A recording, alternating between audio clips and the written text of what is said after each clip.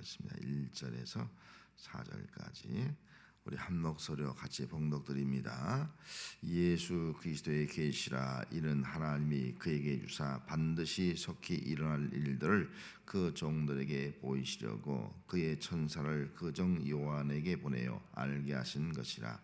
요한은 하나님의 말씀과 예수 그리스도의 증거 곧 자기가 본 것을 다 증언하였느니라. 이 예언의 말씀을 읽는 자와 듣는 자와 그 가운데 기록한 것을 지키는 자는 복이 있나니 때가 가까움이라. 요한은 아시아에 있는 7 교회에 편지하노니 이제도 계시고 전에도 계셨고 장차 오실 이와 그의 보호자 앞에 있는 7 영과. 아멘. 여기까지만 말씀을 보도록 하겠습니다. 요한 계시록, 요한이 본 계시록이라는 그런 말씀이 되겠죠. 여기 우리가 성경에 보면은 창세기는 인류의 시작이죠. 인류의 시작에 대해서 말씀해 놓은 것이 창세기라고 본다고 하면은 우리 이제 신학으로 와서 마태복음은 새 하늘과 새 땅의 시작, 하나님 나라의 시작, 예수님을 통해서 구원받게 될 나라에 대한 선포가 시작됩니다. 그 요한계시록은 이제 새 하늘과 새 땅의 시작이라고 이렇게 볼 수가 있겠죠. 거기에 대한 예언의 말씀이 선포된 것이다라고 볼 수가 있습니다. 그래서 그 신약의 핵심은 다 예수 그리스도예요. 신약의 처음과 마지막은 다 예수 그리스도라 하는 거죠. 마태복음 1장 1절에 가서 보면은 아브라함과 다윗의 자손 예수 그리스도의 계보라 그러면서 시작하지 않습니까? 예수 그리스도를 통해서 이 땅에 이제 신약 성경이 시작되어지고 또 구원이 이루어지고 또 구약 시대에 예언한 그 예언의 말씀이 그대로 이루어질 것을 말씀해 놓았습니다. 그리고 오늘 읽은 말씀 요한계시 1장 1절도 예수 그리스도의 계시라라고 말씀하고 있습니다. 그래서 예수 그리스도의 계보라. 예수님이 이 땅에 어떻게 오셨고 그리고 그분이 이 땅에 오셔서 어떤 일을 행하셨는가를 성경에 쭉 보여주다가 마지막 요한계시록은 예수 그리스도의 계시라. 예수님을 통해서 이제 마지막 장차 이루어질 일이 무엇인가 하는 것을 우리에게 보여주고 있는 것이 바로 요한계시라고 볼 수가 있습니다. 그래서 오늘부터 이제 요한계시록의 핵심은 성경의 전체 핵심이 예수 그리스도입니다. 그리고 신약의 핵심도 예수 그리스도고 또 요한계시록의 핵심도 바로 예수 그리스도다 하는 것을 우리가 염두에 두면서 이 말씀을 살펴보도록 하겠습니다. 먼저 1번 보겠습니다.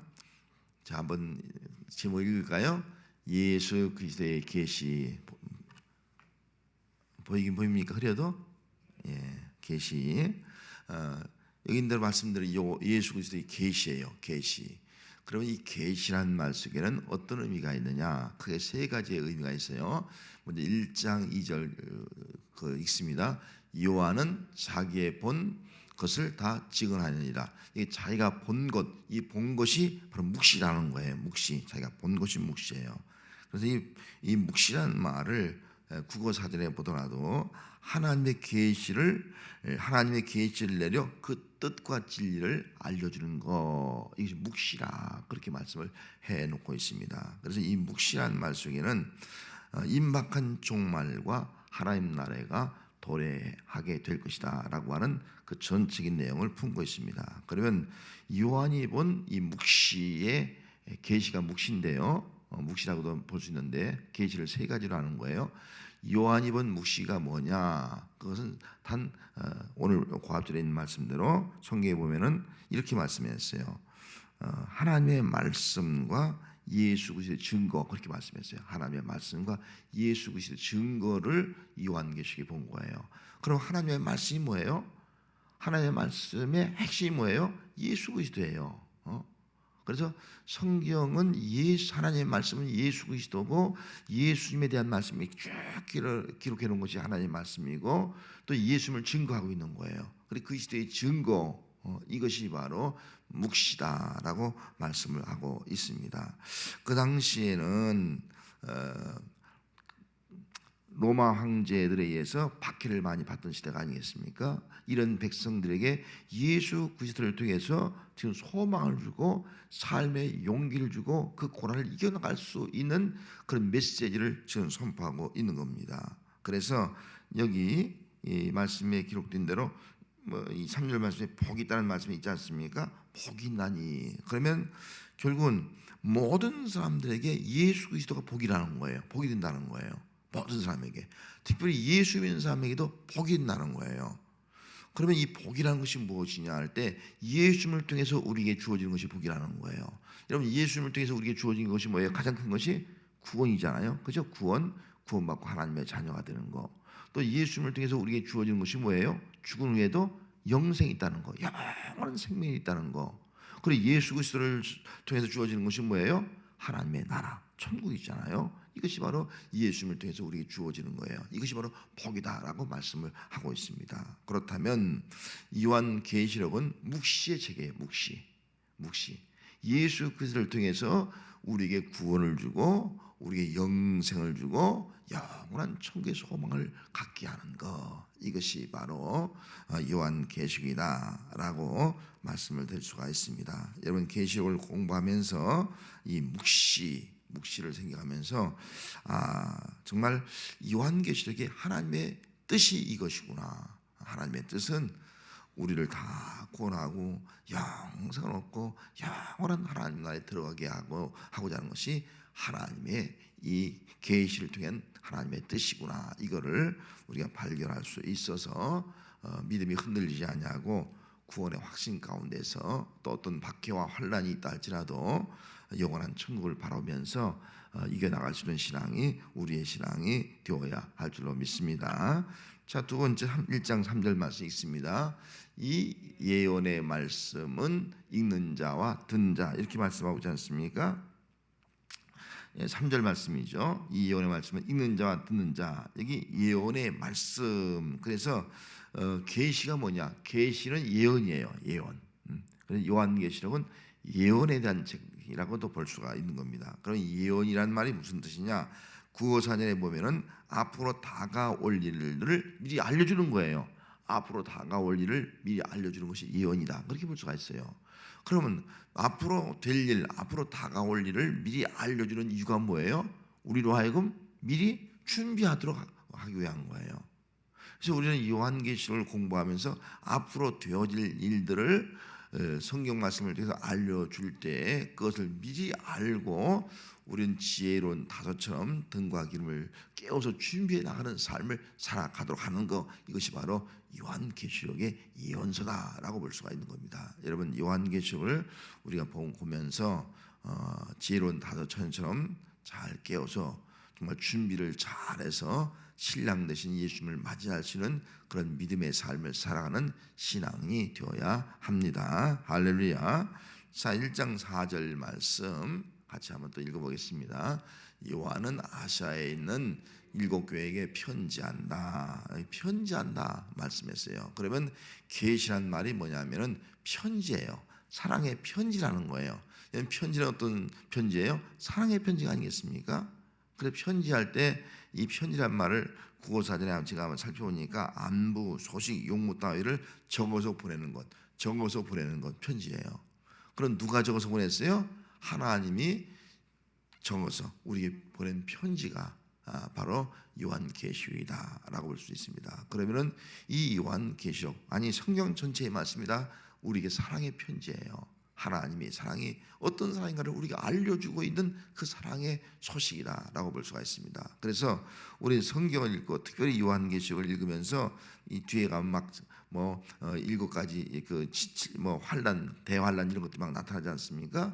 그런 것이 나타날지라도 우리는 이런 말씀을 통해서 하나님이 얼마나 우리를 사랑하시고 사랑하는 백성들을 하나님이 보호하시고 또 인도하시는가를 우리가 경험할 수 있게 되는 겁니다. 그걸 알고 사랑에 감사하고 또 사랑으로 모든 것을 넉넉히 이겨나가는 믿음, 이런 믿음을 우리가 가져야 하는 겁니다.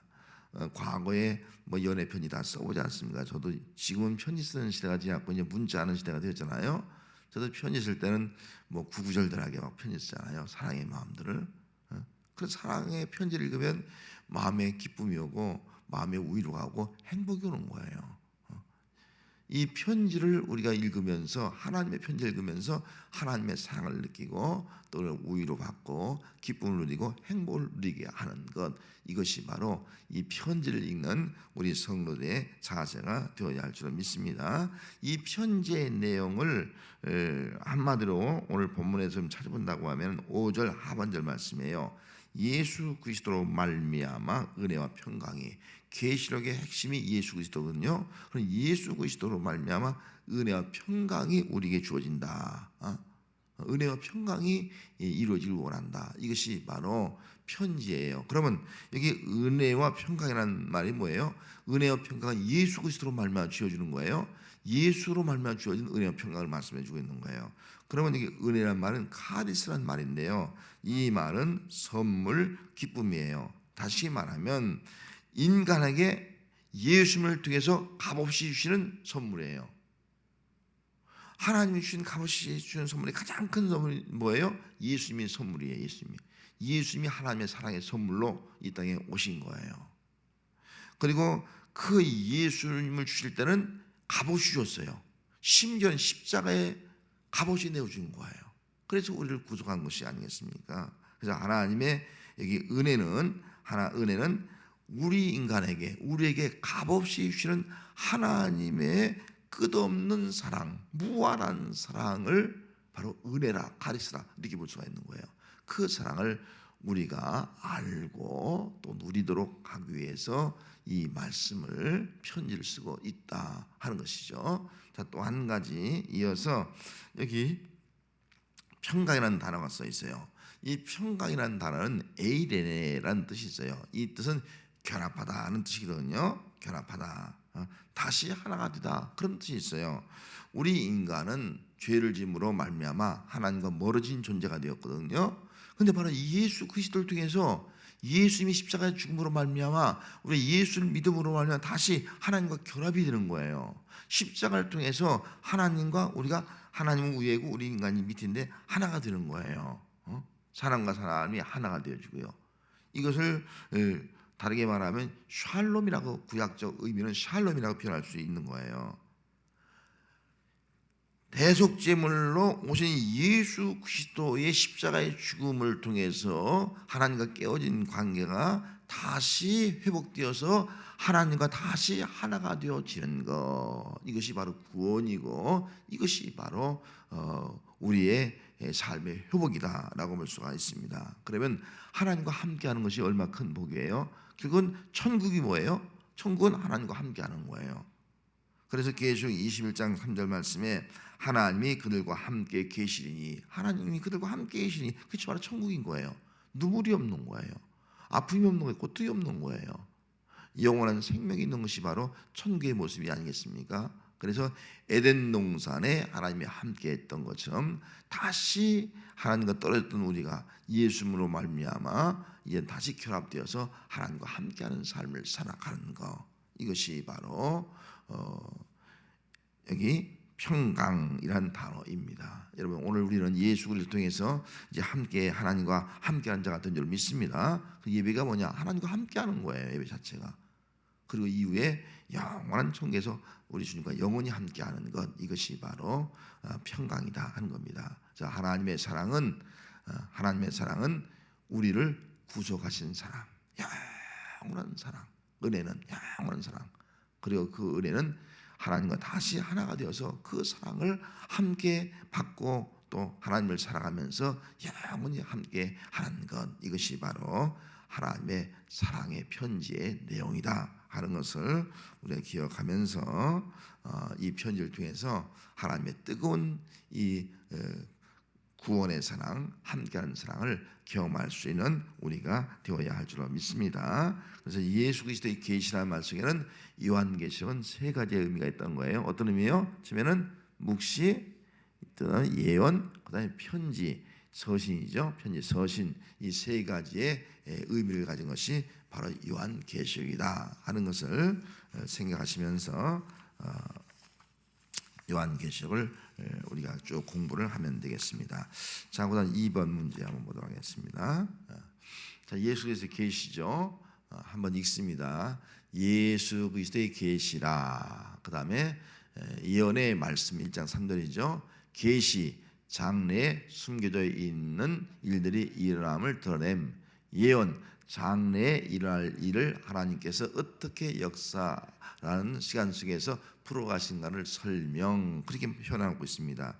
이거를 좀 설명을 드린다고 하면은 장래에 숨겨 있는 것을 드러내서 알게 한다 했습니까? 계시가 뭐냐? 계시는 우리 인간은 알 수가 없어요. 이 계시라는 그 원론의 뜻은 아카폴립스라는 뜻인데 감추인 것을 드러내는 거예요. 계시는 하나님의 그 어떤 뜻과 그 하나님의 경륜은 우리가 알 수가 없는 거예요. 하나님이 드러내지 않으면 절대로 우리는 인간을 알 수가 없습니다. 그래서 하나님은 하나님의 그 뜻과 계획을 알려주기 위해서 계시를 해준 거예요. 그래서 우리 인간은 스스로 하나님 앞에 나갈 수 없는 존재예요. 하나님이 이 땅에 계시를 해줘야지만이 그 계시를 통해서 하나님 앞에 나갈 수 있는 존재가 바로 우리 인간이라는 겁니다. 그래서 하나님이 계시해 주지 않으면 우리는 하나님께 나갈 수도 없고 구원받을 수도 없고 아무것도 될 수가 없는 겁니다. 그래서 하나님의 계시를 해준 거예요. 그 계시는 크게 두 가지라고 볼 수가 있습니다. 하나는 뒤에 크게는 일반 계시하고 특별 계시가 있습니다. 일반 계시와 특별 계시. 그러면 일반 계시가 뭐냐? 일반 계시는 이 창조한 자연 만물이 있지 않습니까? 하나님이 창조한 우주 만물, 이 땅에 있는 모든 만물이 다 하나님을 드러낸다 그랬어요. 그래서 우주 만물을 통해서 우리는 하나님이 만물을 창조했구나, 이걸 알게 하는 것이 바로 일반 계시라고 볼 수가 있어요. 일반 계시. 그걸 통해서 하나님을 아는 거예요. 그러면 특별 계시가 뭐냐? 특별 계시는 물론 이 성경 말씀이라고 볼 수 있어요. 성경 말씀. 이 성경 말씀의 핵심은 예수 그리스도예요. 그래서 성경 말씀은 다 예수 그리스도를 예언한 말씀이거든요. 그 말씀대로 예수님이 이 땅에 오셨어요. 그런 특별 계시는 누구냐? 예수님이에요. 예수님. 특별 계시는 하나님의 말씀이고 예수님이에요. 예수님이 특별 계시로 온 거예요. 그런 일반 계시를 통해서는 우리의 구원이 이루어져요. 구원이 이루어질 수 없어요. 일반 계시를 통해서는 구원이 이루어질 수가 없어요. 하나님을 알긴 아는데 이루어지기 어려운 거예요. 그럼 특별 계시 예수 그리스도를 통해서만이 우리 구원이 이루어지는 거예요. 예수님이 어떤 분인가를 우리 알고 그 예수를 믿음으로 말미암아 우리의 구원을 받고 또 이제 구원이 완성되어지면 영원한 하나님 나라에 우리가 거하게 되는 것이죠. 그래서 예수 그리스도가 어떻게 보면 하나님의 계시한 구원을 위한 계시가 예수 그리스도를 통해서 계시가 시작되었고 또 이 요한계시도 또 예수 그리스도의 계시인데 이 계시가 이제 완성되는 거죠. 계시의 완성. 계시가 완성이 되어지면 이제 우리의 구원도 다 완성이 되어지는 것이다라고 볼 수가 있습니다.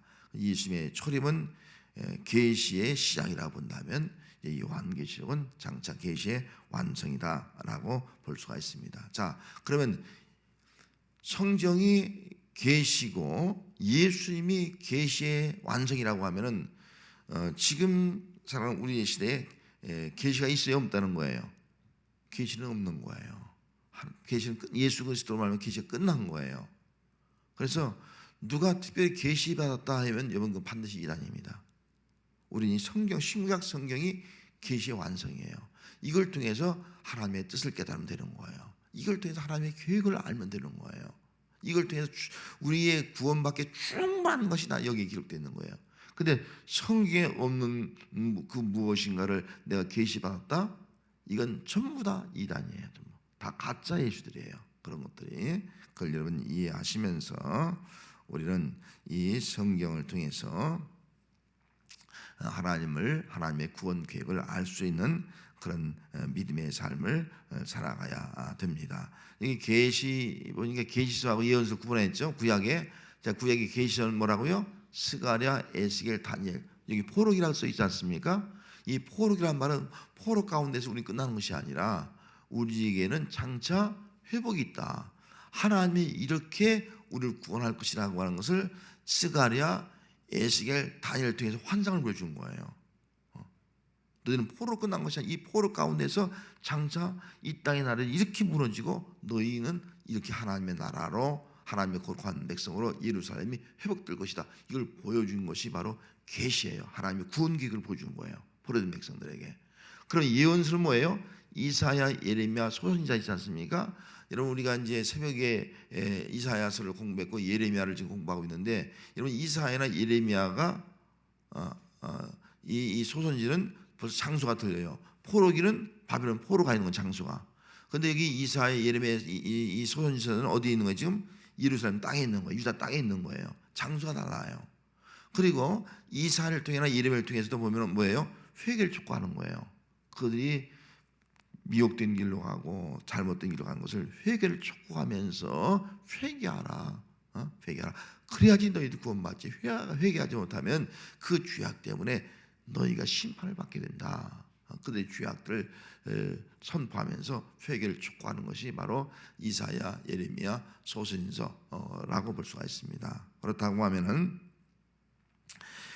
여기 계시서를 통해서 하나님의 뜻과 구원을 알려주는 것이 바로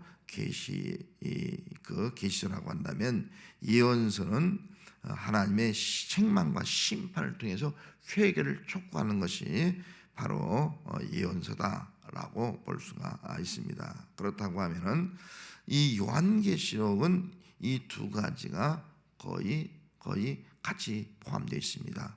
그런데 이 묵시라는 개념이 더 강합니다. 묵시라는 것이 더 많고, 회개를 촉구하는 것은 우리가 잘 아는 대로 초대교회 7교회에게 회개를 촉구하는 말씀들이 기록되지 않습니까? 그래서 예언적인 말씀도 기록되어 있는 거예요.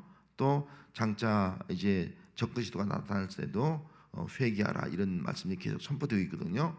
그것은 예언적인 말씀이 있다는 거죠. 미리 장차 될 일에 대해서 알면서 회개하면서 준비할 수 있도록 하기 위한 것이고, 또 특별히 이게 묵시가 강한 것은 이 묵시를 통해서 요한계시를 통해서 하나님의 뜻이 여기 있구나, 이런 구원의 경륜이 이루어지는 거 하는 것을 우리가 알고 믿고 소망 가운데 살아가도록 하기 위한 것이 바로 계시록이다 하는 것입니다.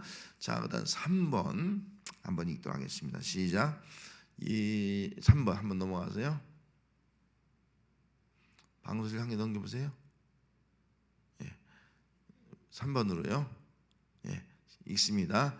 계시의 전달고리. 요한계시록에 나오는 모든 내용은 개인의 상상력이 아니라 모두가 하나님이 사도 요한에게 들려주시고 보여주신 계시라는 점을 명심해야 된다. 여기 요한계시란 말은요, 예수님이 계시예요. 사도 요한한테 알려주신 계시라는 거예요. 자, 계시의 전달고리. 맨 처음에 누구라고요? 하나님. 그다음 예수님. 그다음 천사. 그다음 사도 요한. 그다음 소아시아 7개 모든 교회. 이 계시의 순서예요. 그래서 하나님께서 예수 그리스도를 보내주셔서 예수 그리스도가 바로 계시예요. 예수 그리스도의 계시라. 그럼 예수님의 이 계시를 누구에게 알려준 거예요? 사도 요한에게 보여준 거예요. 그래서 사도 요한은 천사들에게 알려준 거예요. 그 천사들이 사도 요한에게 가서 이 소식을 보여준 거예요. 끌고 가서 그 하늘의 모습을 보여준 거예요. 천사들이. 그런 요한, 그 사도 요한은 자기가 본 것을 누구에게? 7교회에게 편지한 거예요. 초대교회 7교회에게. 오늘날만 모든 교회에게 알려주고 있는 거예요. 이것이 바로 계시의 하나의 순서다. 그래서 순서는 하나님으로부터 시작해서 마지막은 우리 교회예요. 교회. 우리 교회는 하나님의 계시의 말씀을 받고 또 구원의 확신 가운데서 또 하나님의 뜻을 이 땅에 이룰 수 있는 그런 삶을 살아가는 것, 이것이 바로 오늘 우리 교회의 모습이 되어야 한다 하는 겁니다. 그래서 교회는 계시를 받는 대상이에요. 계시를 받고 그리고 하나님의 뜻을 알고, 그다음에 이 교회는 계시를 증거하는 거예요. 그 계시가 뭐예요? 예수 그리스도의 계시라. 예수 그리스도를 증거하는 거예요. 우리 교회의 사명은 예수님을 통해서 장차 어떤 일이 이루어질 것인가 하는 것을 우리가 알고 예수 그리스도를 증거하는 그런 사명을 감당할 때, 그것이 바로 우리 교회가 사명을 감당할 수 있는 그런 교회가 되는 줄로 믿습니다. 그래서 교회의 핵심 사명은 봉사가 아닙니다. 교제가 아닙니다. 예수 그리스도의 계시를 알려주는 거예요. 예수 그리스도의 계시를, 예수님을 이 땅에 증거하는 거예요. 이것이 가장 핵심 교회의 사명이다 하는 것을 우리가 알고 주님 오실 때까지 우리는 예수님을 증거할 수 있는 증인의 사명을 감당할 수 있는 또 우리 교회 또 성도가 되어야 합니다. 자, 네 번째 한번 보도록 하겠습니다. 자, 계시의 구분이 이렇게 되어 있죠. 읽습니다. 시작. 그러니 하나님이라면 하나님의 계시라고 해야 하겠지만 구약의 선지자들은 하나님께 직접 계시를 받았으나 성신 이후에는 과정이 하나님 예수님 사도 요한으로 그 과정이 달라졌다. 구약의 선지자 예수님의 성신 이전 사도 요한 예수님의 성신 이후. 그래서 계시를 맨 처음에 받은 사람이라면 바로 모세라고 볼 수 있죠. 모세가 하나님의 계시를 받아서 십계명을 기록을 하게 되었습니다. 그래서 이것이 바로 하나님의 계시라고 볼 수가 있죠. 근데 신약에 와서는 예수님이 하나님이 그 어떤 사람에게 직접 계시한 것이 아니라 다 예수님을 통해서 주신 거예요. 예수님이 특별 계시예요. 그래서 예수님을 통해서 우리에게 모든 걸 알려주는 거예요. 모든 것을. 그래서 구약과 신약에는 바로 차이가 있다 하는 것을 우리가 알 수가 있습니다. 그래서 신약성경에는 예수 그리스도의 계보, 예수 그리스도의 계시 이렇게 표현을 해놓고 있습니다. 계시의 핵심이 바로 예수입니다 하는 것을 말씀해주고 있는 겁니다. 여러분, 예수 그리스도의 계시, 그래서 예수님을 통해서 하나님의 뜻을 알고 계획을 알고 정말 예수님을 통해서 이 땅에 우리가 구원받고 하나님의 나라를 이루는 삶을 살아갈 수 있는 그런 믿음의 삶을 살아가야 합니다. 자, 다섯 번째 있습니다. 시작. 반드시 할 일, 일어날 일 있습니다. 예측 불가능한 확실성의 시대에 살고 있는 우리에게 요한계시록은 어떤 의미로 이해해야 할까요? 일어날 수도 있고 안 일어날 수도 있는 것이 아니라 반드시 일어날 일, 속히 일어날 일. 그래서 여기 몇 절 말씀이니까 반드시 속히 1절 말씀이면 그에게 주사 반드시 속히 일어날 일들을 그렇게 말씀하고 있지 않습니까? 그런 요한계시록은 뭐예요? 반드시 속히 일어난다는 거예요. 반드시 일어난다. 속히 일어난다는 거예요. 이게 계시록이에요. 장차 일어날까 안 일어날까 그런 것이 아니에요. 반드시 속히 일어날 내용이 바로 요한계시록이다 하는 것을 말씀해 주고 있습니다. 이 반드시라는 말은 필연, 의무를 강조하는 것이 아니겠습니까? 반드시 틀림없이 이루어진다 이런 내용이에요. 속히, 이건 간격이에요. 속히, 아주 멀리가 아니라 간격적으로 좀 짧게 빨리 이루어진다, 신속히 이루어진다 하는 그런 말씀으로 기록해 놓고 있습니다. 그래서 여기 22장 7절 말씀에도 보라 내가 속히 오리니, 22장 12절 말씀에도 보라 내가 속히 오리니 너희 행한 대로 갚아주리라. 또 22장 20절 말씀에도 내가 속히 오리니, 그러니까 아멘 주 예수여 어서 오시옵소서. 그래서 속히 온다, 반드시 속히 온다 그렇게 말할 때 우리는 뭐예요? 준비하고 늘 깨어있는 삶을 살아가는 거예요. 준비하라는 거예요. 깨어있으라는 거예요. 그래서 속히 오니까 고백한 대로 아멘, 아멘, 아멘 주 예수여 어서 오시옵소서. 이런 믿음을 가지고 살아가야 된다 말았다라는 거죠. 주여 속히 오옵소서. 이런 믿음 가지고 우리가 살아가야 된다. 그럴 때에 우리가 충성을 다할 수가 있지. 아이고 뭐 주님 오시려면 뭐 앞으로 언제 올지도 모르고 1000년 만년 기다려도 지금 2000년 동안 안 왔는데 앞으로 2000년 동안 안 올 거야 그러면은, 내가 살아있는 동안 안 올 거야 그러면은 그 사람은 충성된 종으로 깨어있는 사람은 일할 수가 없습니다. 우리는 내가 살아있는 동안 주님이 오실 것이다 이런 믿음 가지고 그저 깨워서 아주 정말 주님 맞을 준비를, 내일이라도 오실 것 같은 마음과 준비를 하는 신앙생활을 우리가 하는 겁니다. 그래서 종말은 우리 죽음이 또 개인적인 종말이 될 수도 있는 거예요.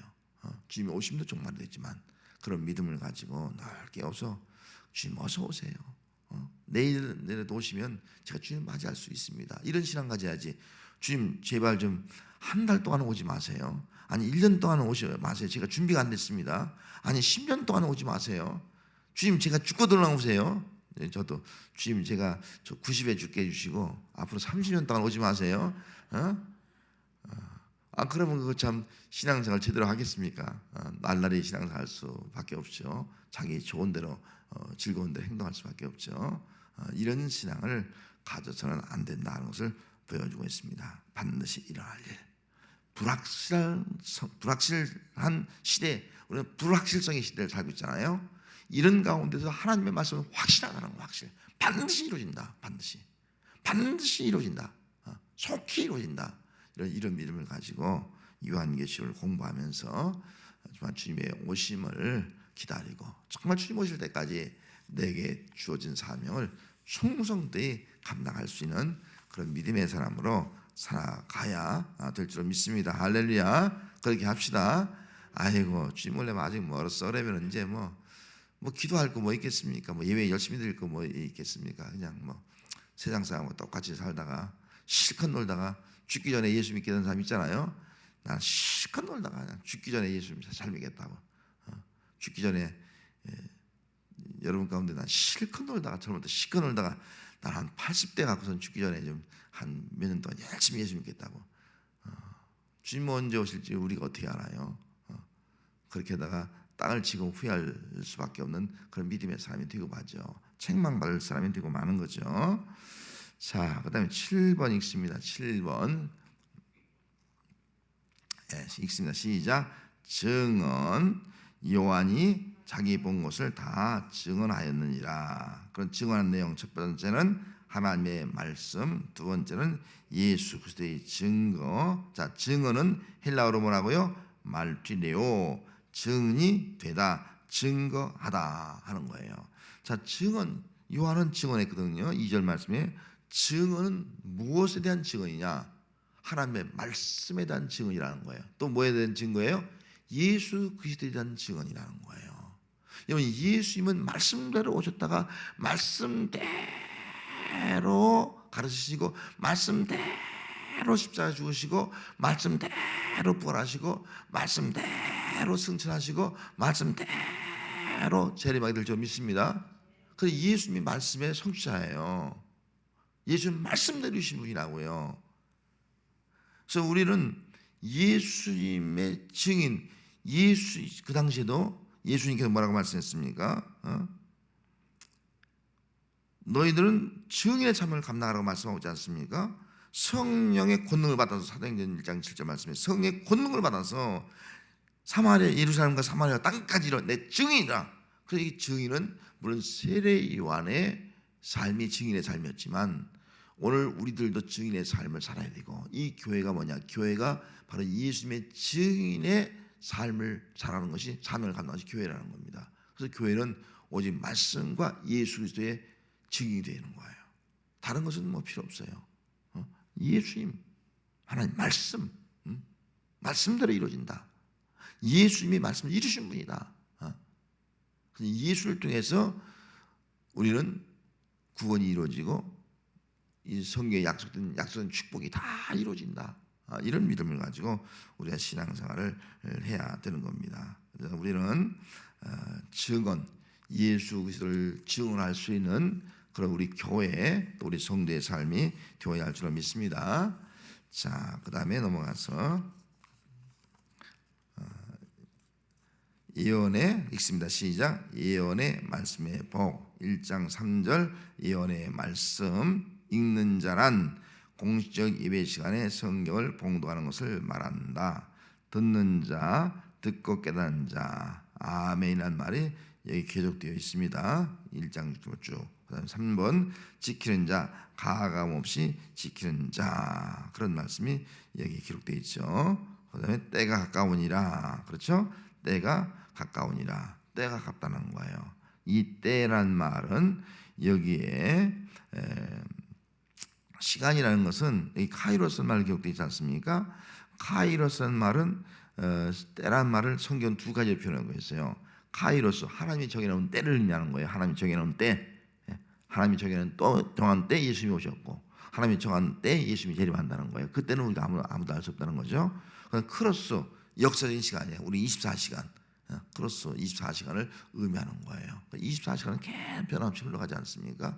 그래서 여기 말한 때는 24시간의 때가 아니라 하나님이 정해놓은 때가 있다는 거예요. 그래서 때를 따라서 우리에게 돕는 은혜를 주시고요. 때를 따라서 하나님이 역사하시고요. 또 하나님의 때가 지면 예수님이 오시는 거예요. 그 때는 하나님만 하시지 아무도 할 수 없다는 거예요. 그러면 그때까지 우리가 해야 될 일이 있어요. 먼저 읽는 자 성경을 읽으라는 거예요. 여기 특별히 공적 예배 시간에 성경을 봉독하는 것을 의미하거든요.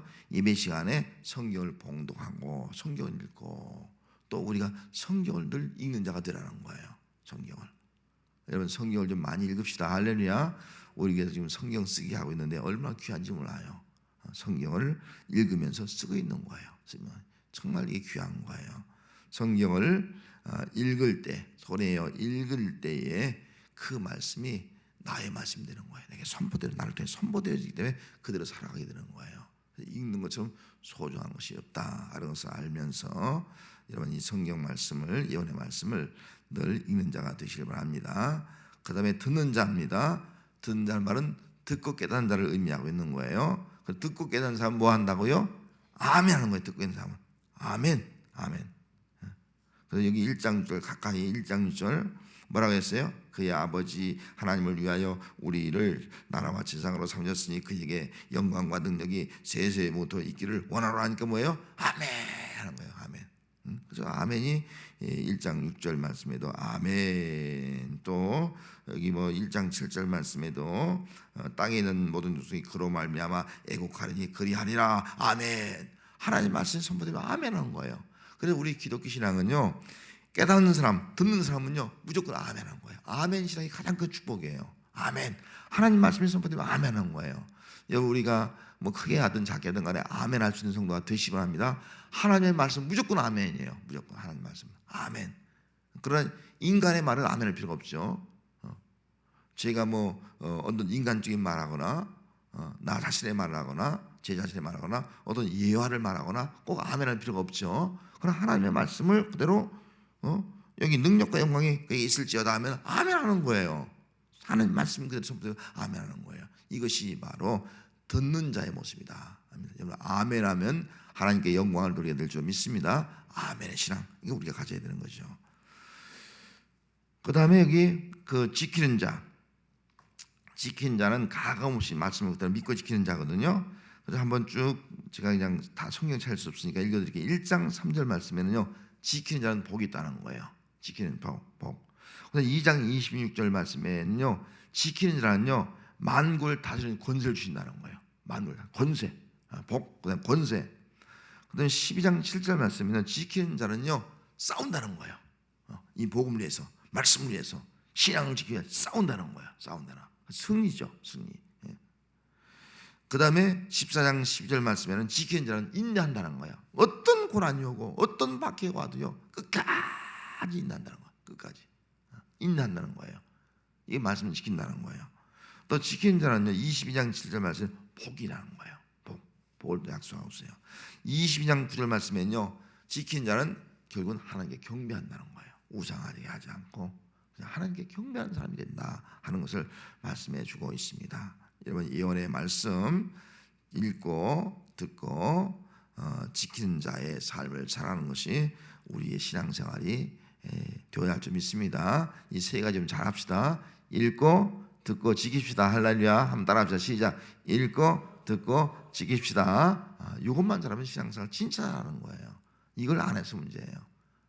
읽지도 성경 한 번도 안 읽고 또 성경 주일에 한 번 와서 설교 듣는데 아멘도 안 해. 그럼 어떡하라는 거예요?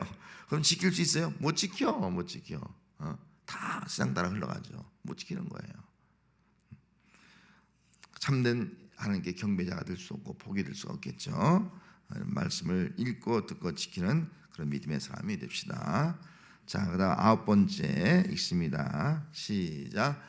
삼위일체 하나님을 계시 1장 4절 이에도 계시고 전에도 계셨고 장차 오실 일 성부 하나님이죠. 스스로 있는 자 출애굽기 3장 14절 말씀 영원부터 영원까지 계시는 분. 자 1장 1절 말씀 하나님이 그에게 주사 반드시 속히 될 일을 그 종들에게 보이시고 그 다음에 하나님에 계시는 예수 그리스도이다. 하나님은 예수를 보내어 구원하신다. 이런 내용이에요. 그래서 이 요한계시록 1장에서 4절까지 내용 중에는요, 삼위일체 하나님을 계시하고 있어요. 삼위일체 하나님.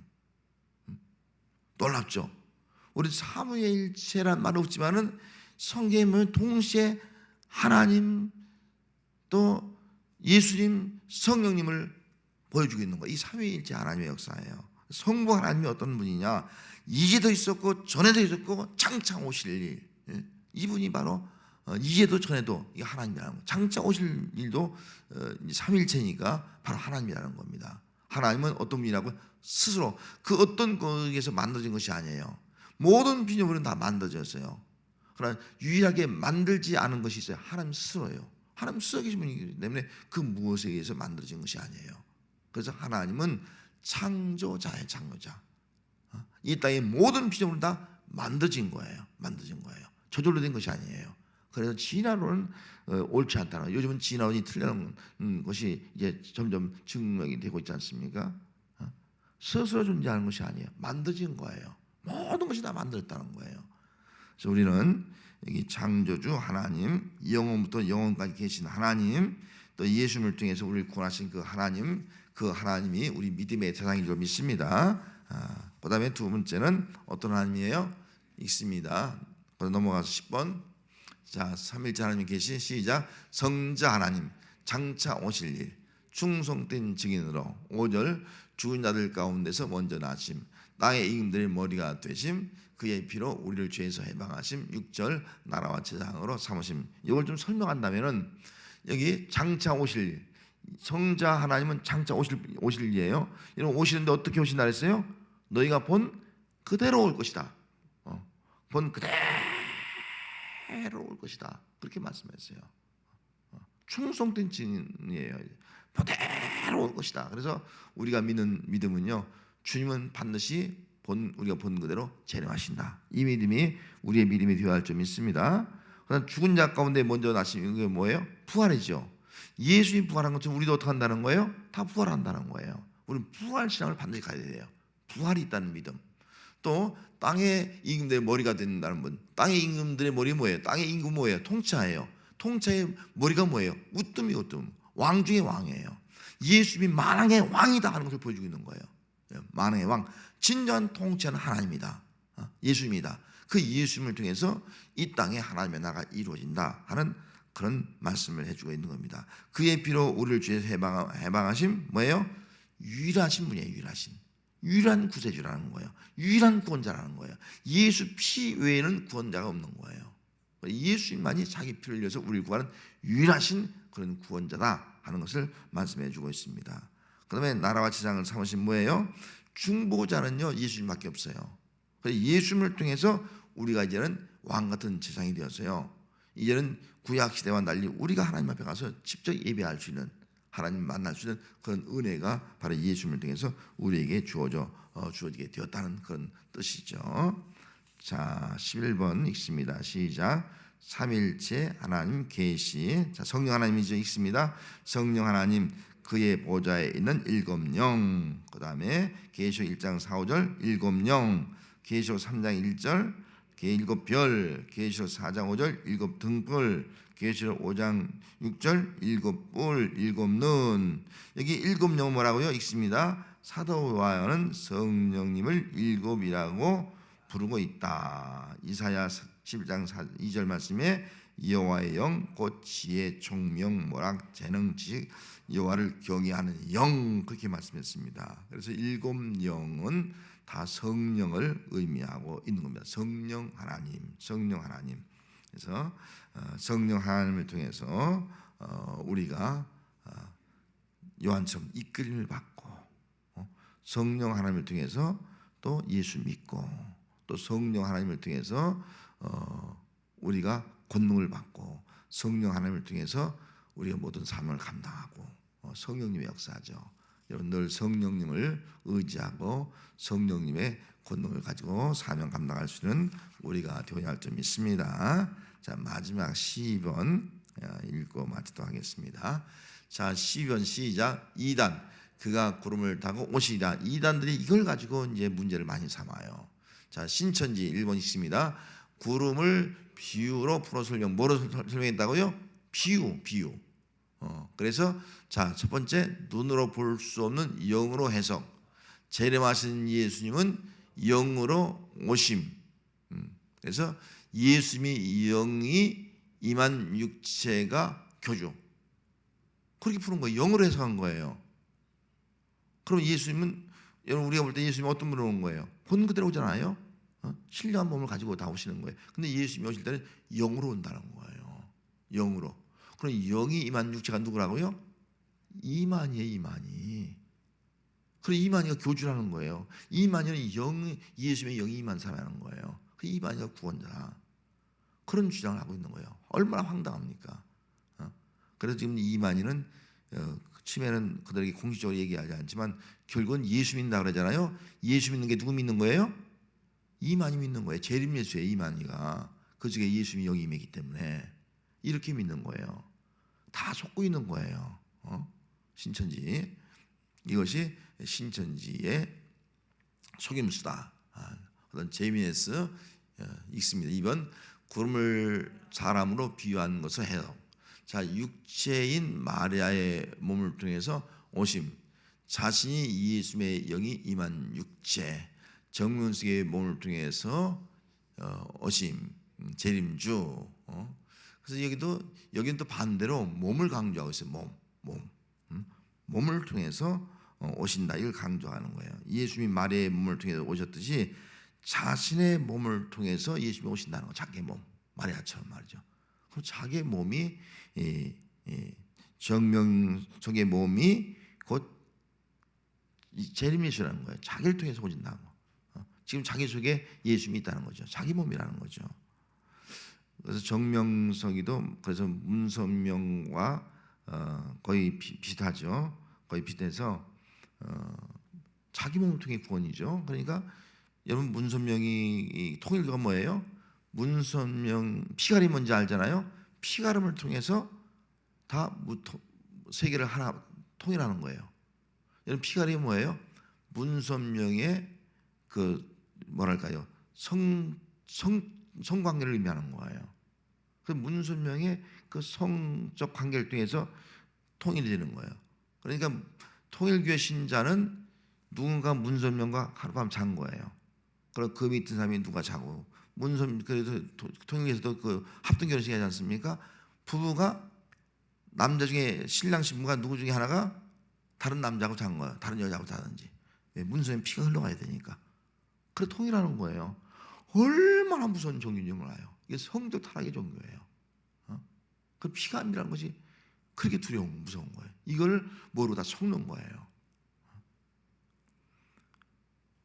이 땅에 이렇게 이단들이 정말 무서운 그런 속임수로 사람들을 미혹을 하고 있다는 것을 우리가 분명히 알 수가 있습니다. 자, 세 번째 뭐가 있다고요? 하나님의 교회. 구름을 여기도 뭐로 비유한다고요? 육체로 비유. 읽습니다. 한번 넘겨주세요. 하나님의 교회. 시작.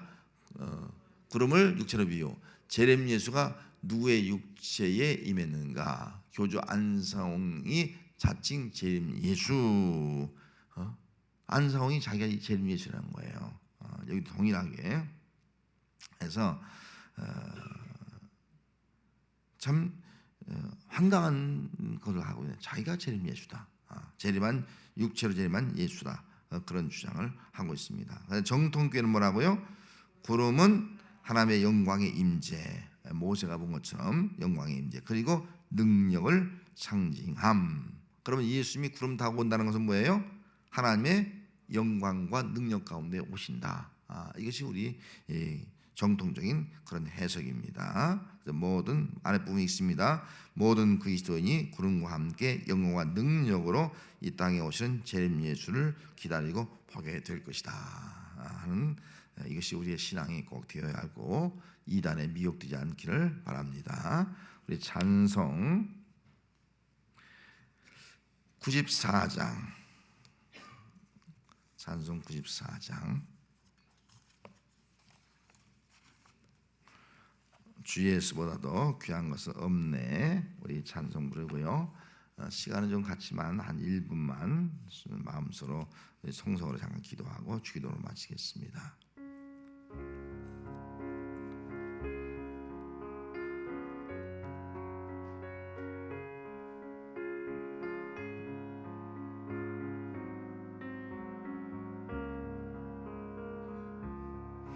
주 예수보다도 귀한 것은 없네.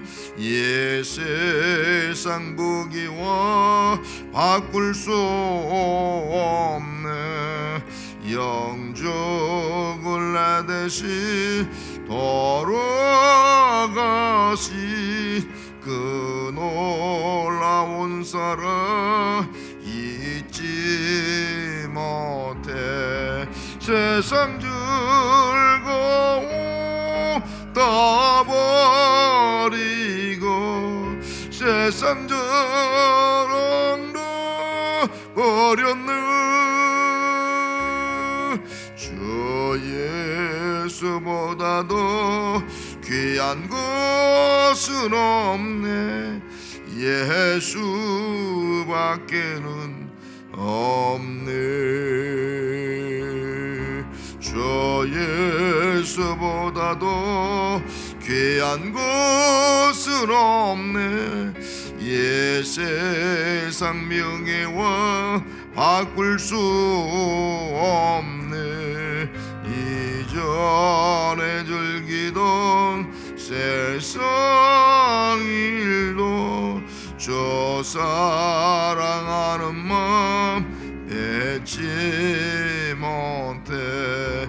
세상 즐거움 다 버리고 세상 자랑 다 버렸네.